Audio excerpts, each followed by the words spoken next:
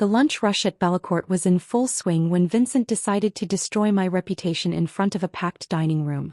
I was expediting orders at the pass, ensuring each plate met the standards I'd maintained for 15 years in professional kitchens, when he stormed over with that familiar look of manufactured superiority.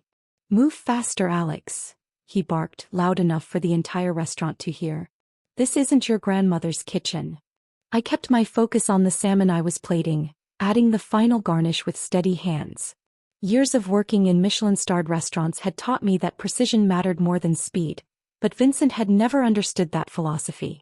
He'd inherited this restaurant from his father and treated it like his personal kingdom, despite having never worked a single day in food service before taking over. "Order up, table 7, I called to the server, sliding the perfectly composed plate across the pass. Vincent slammed his clipboard down, causing several nearby diners to look up from their meals. "That's it. I'm tired of your attitude. You think you're better than everyone else because you worked at some fancy places in the city?" I turned to face him, keeping my expression neutral despite the heat rising in my chest. Around us, the kitchen had gone quiet except for the sizzle of pans and the hum of equipment.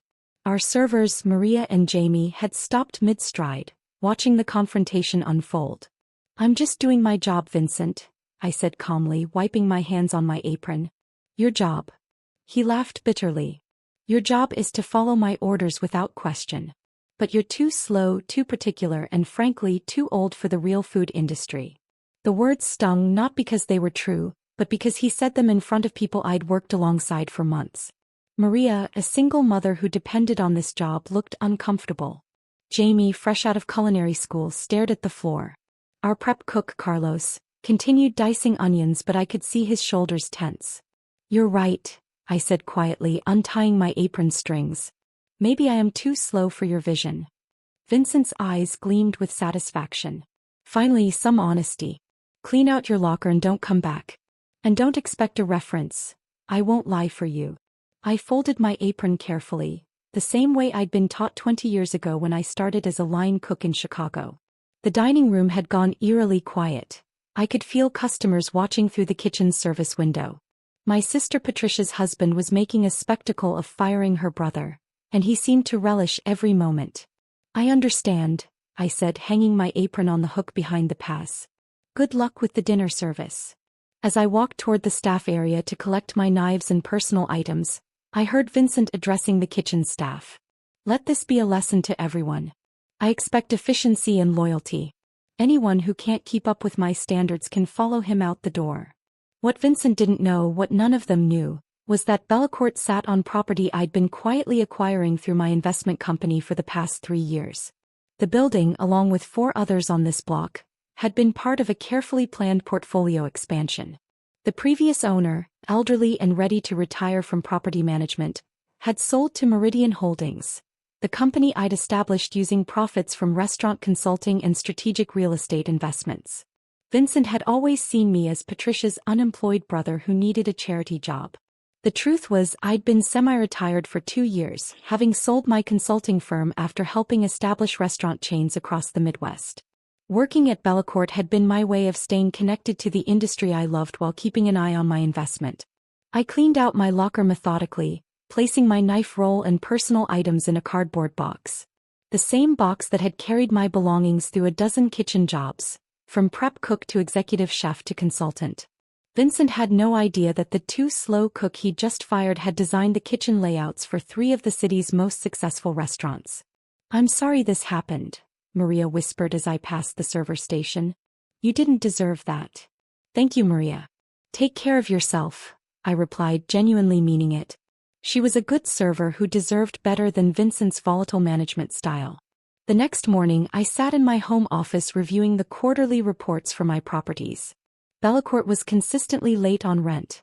Nothing dramatic, usually just 5 to 7 days past due each month. Vincent managed the restaurant's finances the same way he managed everything else, poorly and with excessive drama. I called my property management company, Peterson and Associates, the firm that handled day-to-day operations for my holdings. Linda Peterson answered on the second ring. "Good morning, Alex. How can I help you?" "I need to discuss the Bellecourt situation," I said. "The tenant has been consistently late, and yesterday there was an incident that concerns me about their long-term viability. I've noticed the payment delays, Linda replied. What kind of incident? Let's just say their management style is creating a hostile work environment. I'm concerned about liability issues. Linda understood immediately.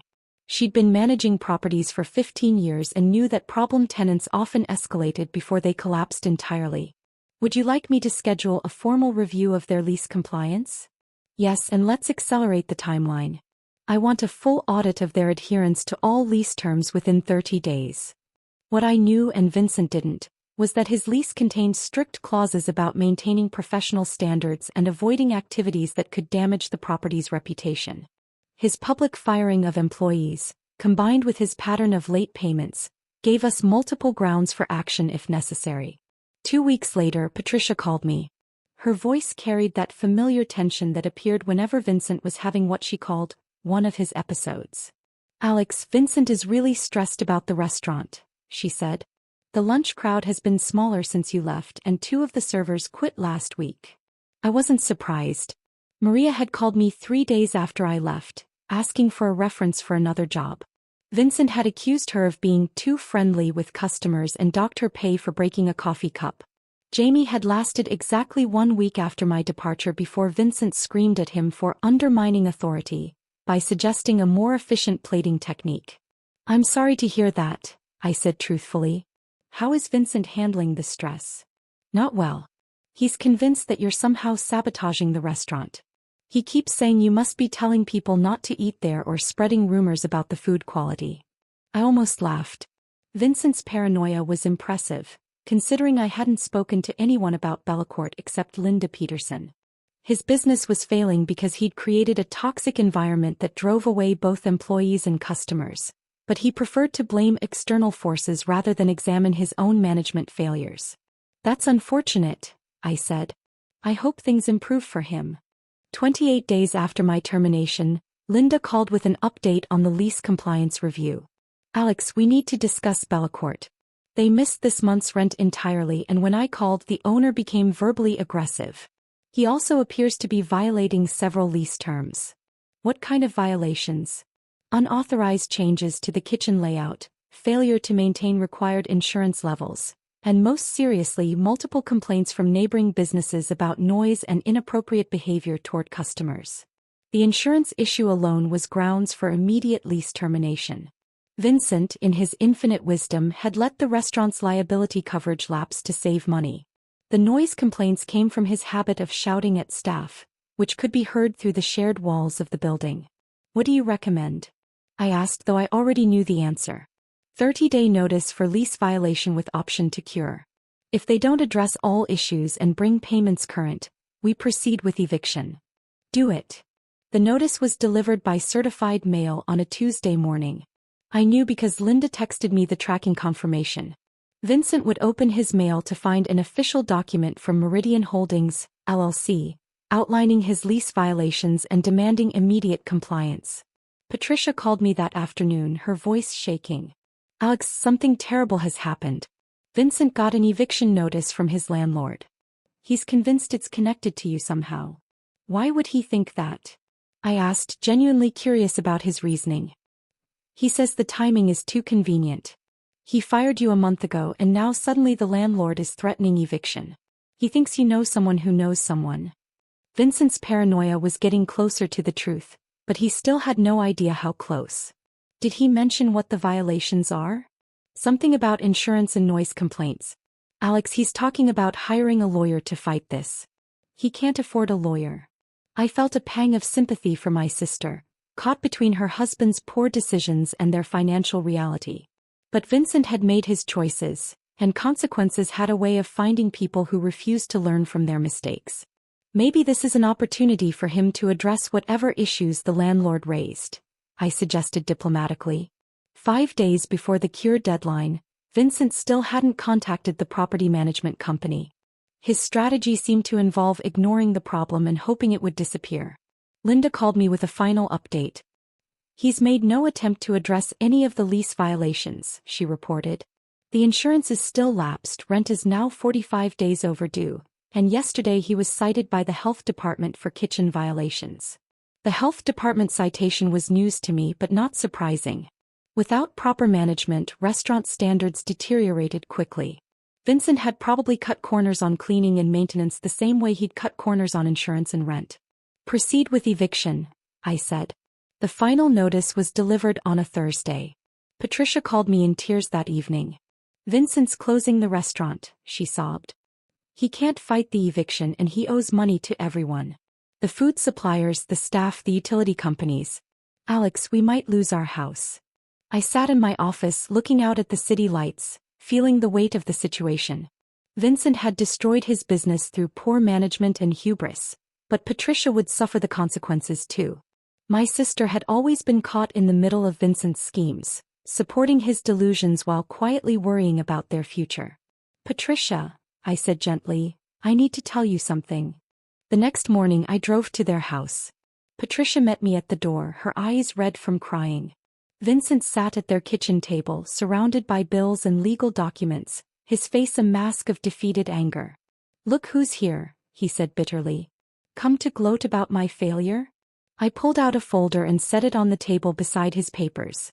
"I came to explain something." Patricia looked between us nervously. "Explain what?"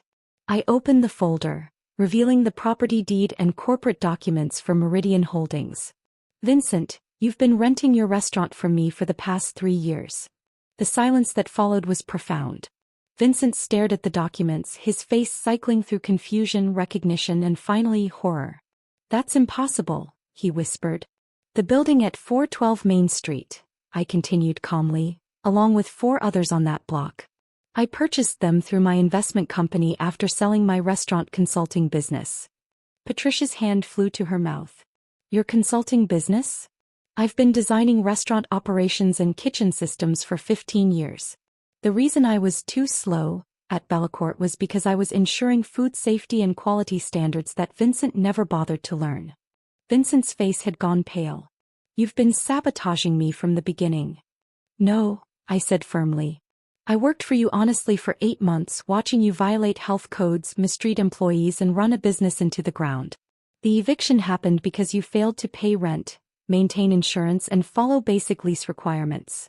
I stood up, straightening my jacket. "However, I'm prepared to offer you a choice." Both of them looked at me expectantly. "You can complete the eviction process and walk away with nothing, or you can sell me the restaurant business, equipment, recipes, liquor license, for enough money to pay your debts and start over somewhere else." Vincent stared at me, his earlier arrogance completely deflated. "How much?" "Enough to clear your suppliers, pay your staff what you owe them, and give you a fresh start. But you sign a non-compete agreement for this area." Patricia was crying again, but this time with relief. Vincent looked at the documents spread across his table, then at me. "Why would you help me after everything?" I thought about Maria struggling to support her family. About Jamie, whose culinary dreams had been crushed by Vincent's toxic management. About Patricia, who deserved better than being collateral damage in her husband's failures. Because family matters even when family members make terrible decisions. 6 weeks later, I reopened the restaurant as Meridian Bistro. Maria came back as head server and Jamie returned as sous chef. Carlos stayed on as our prep cook, grateful for stable management and regular paychecks. Vincent and Patricia moved to Florida, where he took a job managing a hotel restaurant. The last I heard, he was learning to follow orders instead of giving them, and Patricia seemed happier than she'd been in years. On opening night, as I watched the dinner service run smoothly under professional management, I reflected on the strange way life worked. Sometimes the best revenge wasn't destruction. It was transformation. Vincent had called me too slow for the real food industry, never realizing he was talking to someone who had helped define what that industry could become. The irony wasn't lost on me that the man who fired me for being too particular had unknowingly been paying rent to someone whose success was built on exactly that attention to detail. But then again, Vincent had never been particularly good at seeing the bigger picture.